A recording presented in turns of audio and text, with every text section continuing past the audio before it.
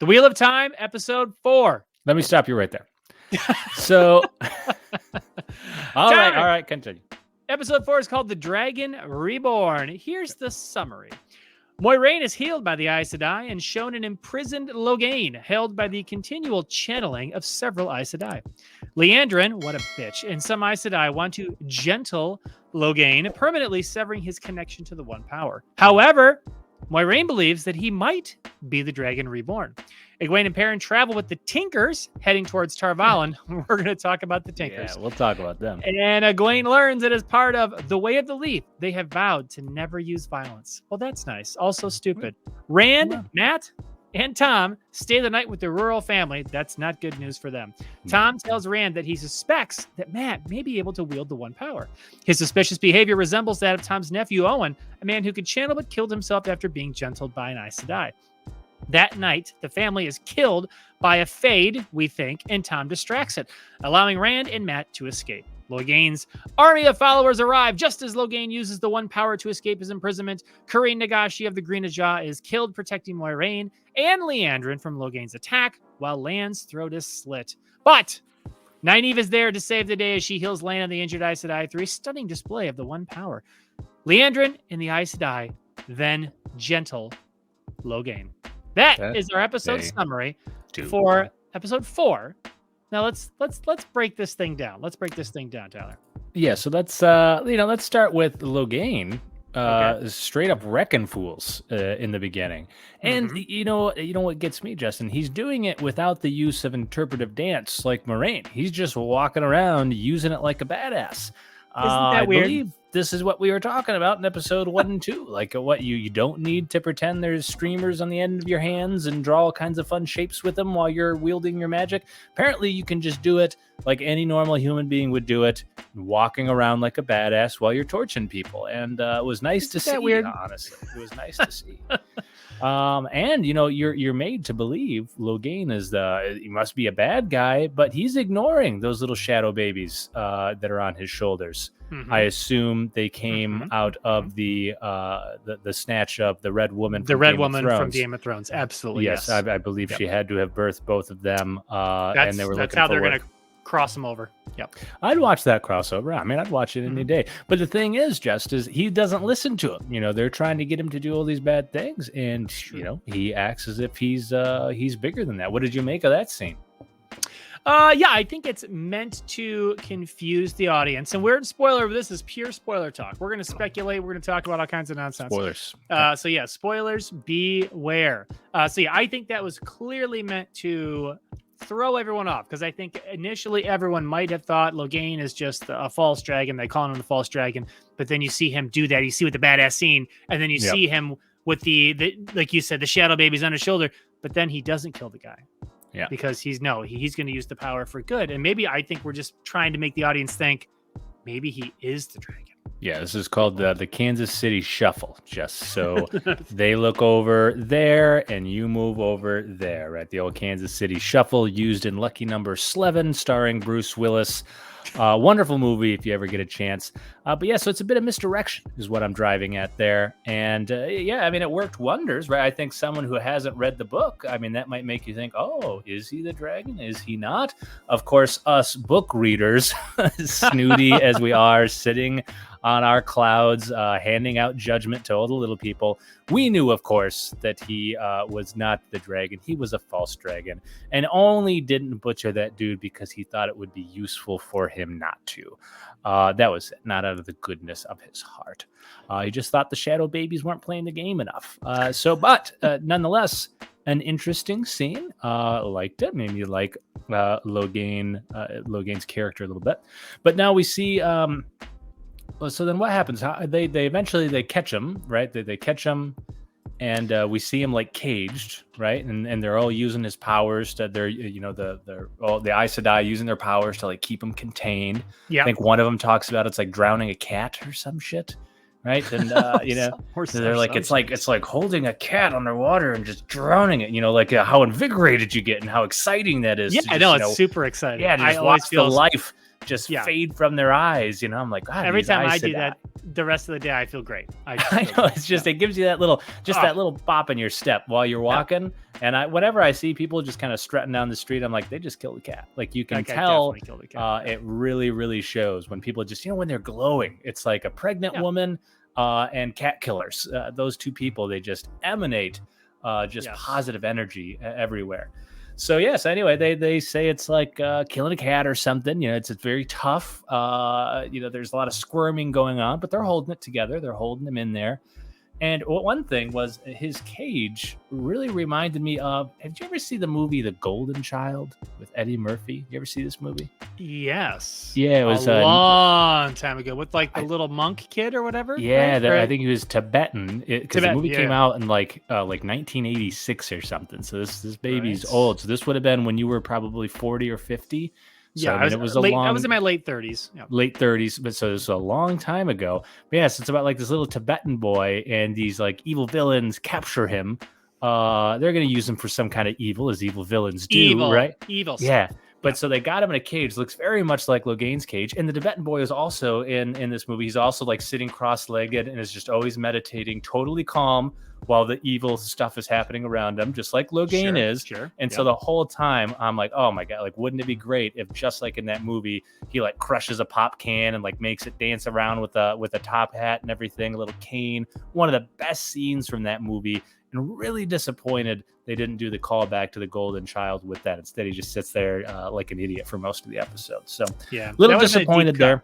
Yeah, it was an opportunity. Cut. Yeah, it was an opportunity missed. Opportunity missed. But the thing is the Golden Child fan base is small but loyal, and so I think throwing them a bone would have been worth it. But alas, they missed their opportunity. So opportunity missed. But the show goes on. No Coke can dancing. What can you do? What happens next? Just we see. I think we meet the Tinkers. Is that where we meet the Tinkers? Where Perrin and Egwene. Those are carnies. You mean the carnies? The car. Well, that's Tinkers is just the Eye of the World's version of carnies. Of carny folk. Yeah. Yep. They all smell like cabbage. They're like hippies who join the circus. It absolutely. So Perrin's walking with the carnies. He clearly has some PTSD when thinking about the very recent murder of his lover. That he did with the old whoopsie daisy. the murder he did. Yeah, he did a murder. He did a murder. That's no good. He just kind of did a murder, ran away. Wasn't just any murder, too. I mean, this was his lover that he killed. And then he's just kind of, walking with the carnies, and it's starting to, he's probably smoking a little bit of that devil's cabbage. It's getting him thinking, getting the blood flowing, and he's realizing, like, oh, shit.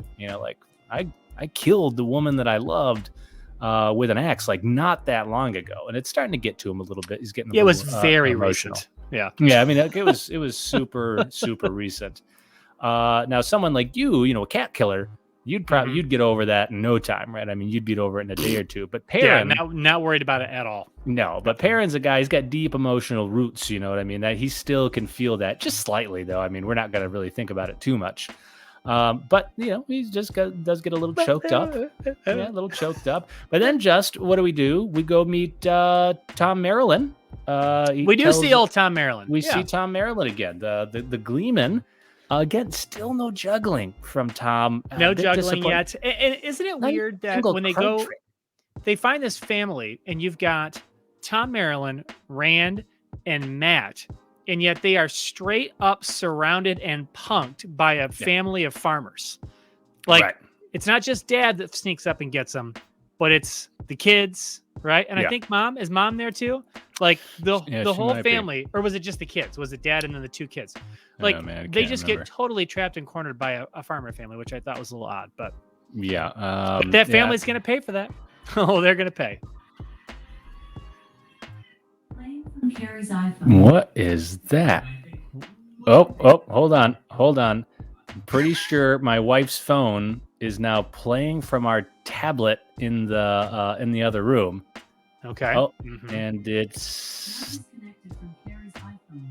there it goes. All right. Pardon the interruption there. Just some technical difficulties. We're working out the kinks. We'll be just fine.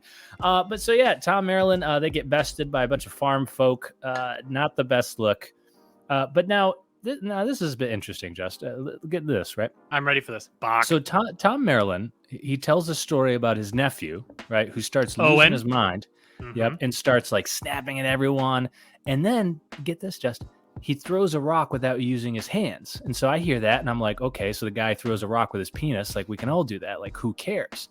But then he goes on to say, not suspicious at all. Right, like, okay, I throw rocks with my penis all the time, right? Like, you don't have to throw rocks with your hands. Not that big of a exactly. Yeah. You know, for me, it's a much longer motion. You know what I mean? Okay. Right, it's more like a trebuchet. There's a lot. There's a lot of whip there, huh? There's a lot of whip there. You know, I know yours is like just a little tiny like slingshot. You got to move very quick, right? But for me, I gotta get that thing going. It takes it's like trying to move a big gigantic chain. You know, like it takes a few big motions before I can really throw it. But you know, that's me. But so then he says that there's nothing more dangerous than a man who knows the past. And I'm like, what the fuck are you talking about? Like, we don't all live in fear of history professors. And I can think of a lot more dangerous things than knowing the past. Scissors, Justin? Knives? Scissors are very dangerous. Swords? Guns? Weapons of any kind. Grenade launchers, right? Rearranging my sock drawer is more dangerous than just knowing the past. So I don't know, man. Tom is mall around the holidays. That's not. Oh my god! People have been trampled to death in that Walmart. Time. Like, that's dangerous. Yes, exactly. That's dangerous. Knowing the past, knowing the past is good sense. It's not dangerous. My God, Tom. And so like he's getting the drop on him from farmers. He's talking about his nephew throwing rocks with his dick. He's talking nonsense about knowing the past being super dangerous. I don't know what Tom's deal is. Not feeling it. Again, no card tricks whatsoever. Didn't even saw a lady in half or anything like that. Very disappointed with his character is all I'm getting at. Okay. Yeah, but so then just what do we move to? Egwene is talking to one of the carnies about finding a song. Right? Don't they talk about what are the carnies trying to do? They're trying to look for like a song to unite the world or something. Yes, and I barely remember that. So I remember just thinking that, like, isn't that the plot of Bill and Ted's like Excellent Adventure or something, right? Wasn't their job as kind of all of them? Isn't that the thread that's woven through the Bill and Ted franchise? Is they're supposed to like write a song that unites the world or some stuff? I'm pretty sure that's what it is. Yeah, and remember, Bill and Ted do travel throughout time, and so I'm just saying, don't be shocked if we see Bill and Ted make an appearance in this show. Yes. But yeah, that's about all. I mean, the carnies don't really do a lot in this. Anything else? They do a little more in the next episode, but we'll talk about that soon. Oh well, do they? I don't know that they do, but it's worth talking about though. Right. I think one of the carnies talks about how her daughter was killed. I think by somebody. Was it the children or someone else? I think so. She talks about how like she knew that her daughter was hunted for sport. Wasn't sure how she knew that, but she said that she knew that, and that's about it. That's the only backstory I think we get on her. But yeah, I don't know. Then what do we move to next? I think. Well, I think we're with Tom and Rand and Matt still, right? And so that night, of course, right? We find Matt in the one house. I think it's the farm people's house, and he's staring up into the shadows. We find we were going to find the family dead. Yep. And Matt very creepily is staring up into a shadow with the dark, whatever it is. I don't know if that's Majin Shin or if it's the dark one, whatever it is. It's just some evil thing coming out of his mouth. Mm-hmm. And he, for some reason, can see the Fade. And I was not totally clear on like what's happening. It's like, is Matt helping? Is he like giving the Fade away? Well, like, is he like he's the father of the bride. Well, he's giving the Fade away. All right. This is a very special moment for the Fade.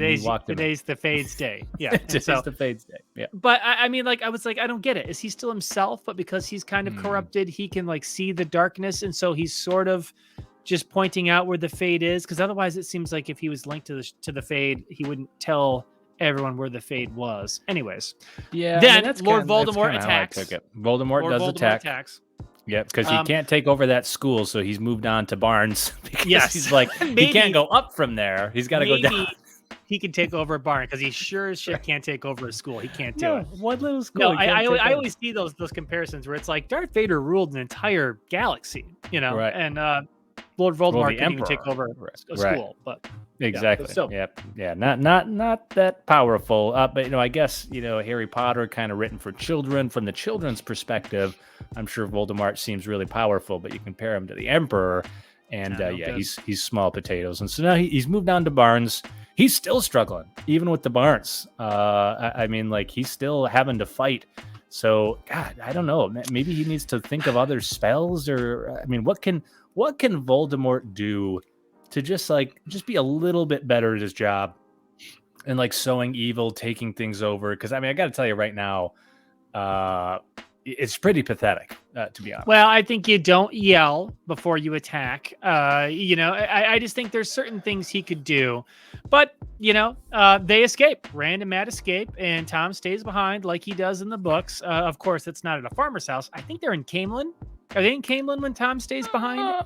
That sounds about right. Sure, we'll buy it. Yeah, I think they're in Camelin, and so which of course has been entirely cut out of the show, at least for now. Maybe they'll go there at some point in the future, but. So they get away and they run away. We see the dead child, and we wonder if Matt killed the child or not. And, I don't know. I think that's still an open question. I think he did. I think he might did. have. I think that's part of what his character is going to have to try to overcome is the fact that he did that, but he wasn't himself, and he did that under the influence of something. He's going to have to learn to forgive himself, essentially. For it. I think especially with old Barney Trouble leaving the show, I think now it's almost a certainty that they'll say that he killed him, because that gives him an excuse to do what he does in later episodes that we'll talk about very shortly here. So now I think it's pretty inevitable that they're going to say that he killed him. Whereas, it's not so clear initially. But that whole situation with him leaving, very mysterious, Justin, very mysterious. Still, just no word on what the heck happened. There's nothing. Some people say that he thought he left for his mental health and dropped social media and just went away. Act again. I mean, that's the end of his career.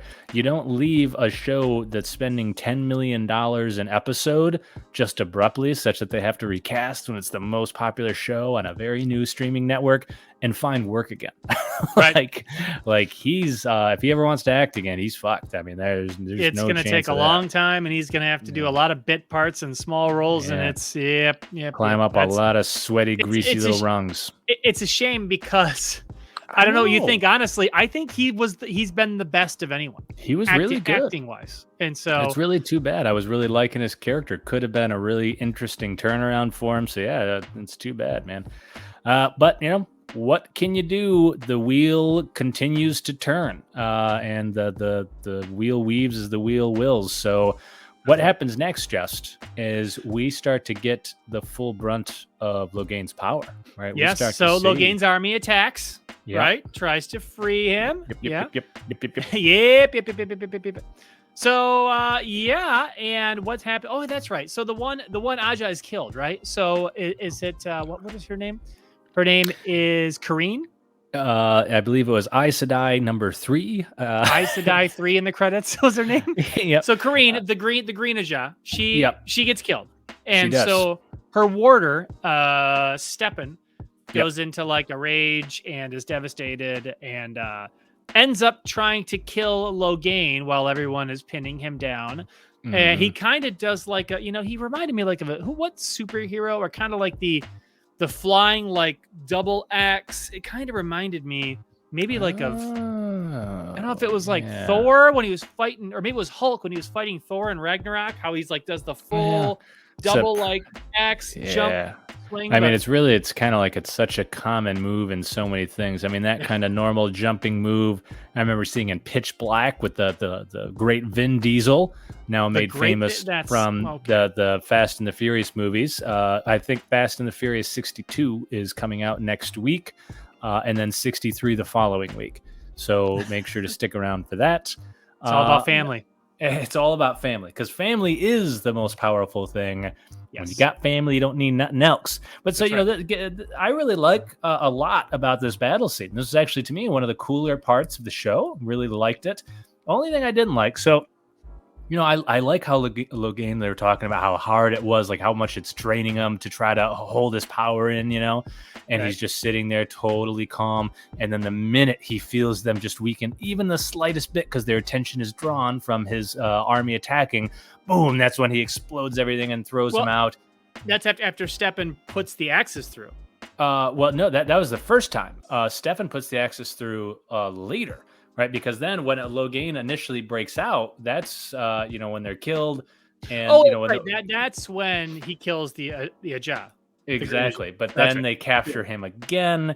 Then he goes to kill him, gives him an opportunity to break out again. But this is the thing I kind of didn't like. It's like Logain literally broke out of this thing, this prison that was being created for him from all the ladies, and it breaks out twice. And that's his opportunity. He could just torch fools. If he's strong enough to break out when they have full control, like putting him in a cage, then he could have just broken out and then just used his magic to slice off all their heads or do whatever he's going to do. Right. And instead, he just kind of sits there and just walks over and starts talking to Moiraine and then does some business. And then he gets captured again, breaks out. And then what does he do? He's just admiring that Egwene or Nynaeve is really powerful, rather. And it's come on. The minute he breaks out of jail, he's just kind of just walking steadily around. No, man, that you break out.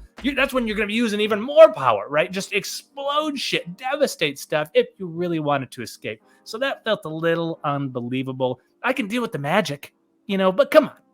But if you break out of the jail, Justin, you're going to be doing a lot more than just kind of, chit-chatting like he kept doing. It's I agree. I hate that. He chit-chats. He breaks free. He chit-chats. Come on. I know. There's those scenes where it's they slow it down for the movie so that they can get a point across in a moment where the other person is waiting irrationally. Right. And that's exactly what he was doing. Yeah. And I mean, it reminded me of the Thanos and Iron Man battle in Infinity War where they're fighting. And I think at one point, Iron Man pins his gauntlet down, creates the gigantic hammer, hits him in the face. Right. Yeah. But then they stop. And Thanos is right. All that for a drop of blood. And Iron Man's just staring at him. And then he flips Iron Man. And it's Iron Man just hit him in the face. Just keep hitting him. Why would we think he would just stop and be well, what do you got to say? It's it doesn't make sense. Somebody's got to pin somebody down. Right. He's got to at least pin him down or something it's silly. So yeah, you're right. Keep hitting it. You made him bleed, right? That means he bleeds. Keep hitting him in that spot. Turn it into a bigger cut. Or maybe you try to hit him again and he grabs your fist and then he says it and punches you back or something.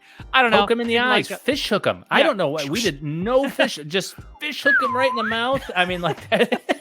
Right, like a screech. Right? And then Thanos would be ha!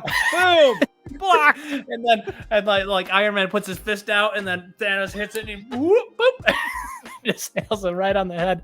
God, we could have made that fight so much better if it would have been so much more entertaining if we were in charge there. So the whole point of that is right. So he blasts out and boom, all the axe pieces go flying. They hurt people. It slits Lan's throat. He falls down. He's dying. I know. He gets made a fool of again, man. He's getting bested a lot. Lan used to be a baller. And so now Nynaeve comes running in. Okay. And for some reason she loves Lan. It's one of I love Lan. And so and so, well, why do you love Lan? I love Lan. And, Nynaeve, are you just looking around the room and saying that you love things? I love Lan. And so she runs in. But here's what I don't get about Nynaeve is they say that Nynaeve needs to be angry, or that's kind of thing in the books, and they're kind of trying to show it in the show that when she's angry, she becomes very powerful. Mm-hmm. But am I the only one that finds it weird that she walks in and she's like, "No, I'm so angry. I'm going to heal everyone." Right. Do you know what I mean? It's I'm angry, and it creates this big burst of energy, and she's like, "Everyone feel better." You're right. That's her anger power. Does that seem weird for an anger power? It does, especially given that she just kind of seems angry all the time. Her angry power is mass healing. I never thought about it that way, but that is absolutely insane. And then what happens just is and Logain's just chilling.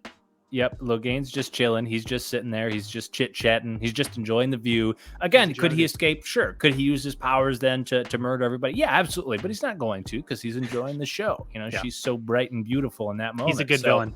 Yeah, he's a good villain. He waits his turn. It's just like the villains in action movies who will wait their turn to attack the villain one by one to make sure that it's a fair fight. It wouldn't be fair if they just all swarmed him at once. So you go in a single file line, you take them on one at a time. Logain understands these rules of good guys and villains, heroes and villains. Yes, and so he pays for it. And he pays for it as villains do. They have to get what's coming to them because they're not being very nice dudes. And so what does the red woman do? She cuts his balls off, man. She full on neuters that fool. Castrates him from the one power. God, now, what did you think of the manifestation in the show of being gentled? Like them ripping his humors out, the goo venom, like almost separating him from venom. Yeah, that was basically what it seemed like to me. Like they were pulling venom out of him, kind of. Yeah, I mean, I don't know. It was fine. Didn't really love the link-up scene, but there were a few scenes with their use of magic that I did think that they executed a lot better than the early episodes. But still, too much hand motion. Too much hand motion from the Aes Sedai.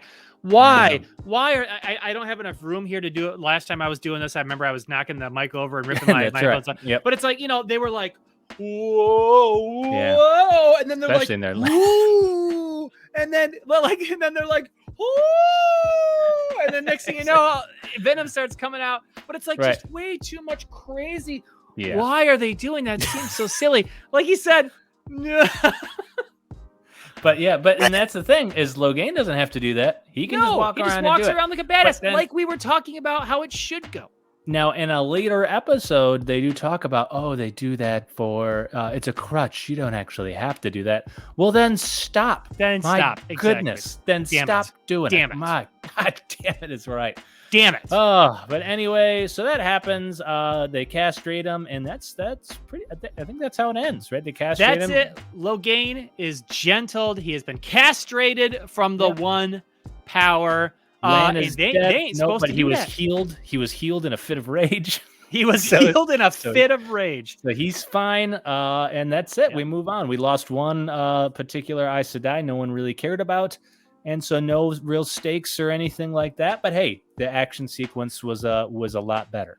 And you know what? Let's end with this. Here's what I was thinking. When this episode ended, I thought, you know what I hope they do in the next episode? Spend way too much time talking about the death of that Aes Sedai that I don't know. And I hope they really focus on that made-up warder character who wasn't in the book. I really want to know a lot lot him. Well, that's Justin, what I thought. Are you for a treat? Because we're about to talk about episode 5 next. I can't wait. I'm going to be so excited about it. Because that is exactly what happens. That is exactly what happens. But hey, we'll have to save that for next time.